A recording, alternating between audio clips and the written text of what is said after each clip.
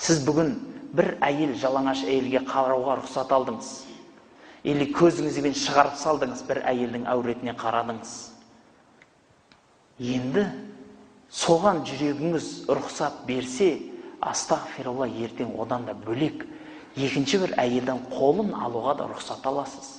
Қолын алғаннан кейін бетін сүйесіз. Бетін сүйесін, белін ұстайсыз, бәленің бәрін істейсіз сосын. Қайда кетпедіңіз? Басы әшейін ғана қараудан басталып еді. Бір күнә екінші күнәні тартып алып келеді. Сондықтан бауырлар, әр нәрсенің өзінің емі бар. Шайтанның емі Алланың зікірі, нәпсінің емі оның тәрбиесі. Ал Алладан келген адасу болатын болса, бауырлар, дереу тәубе қылыңыз.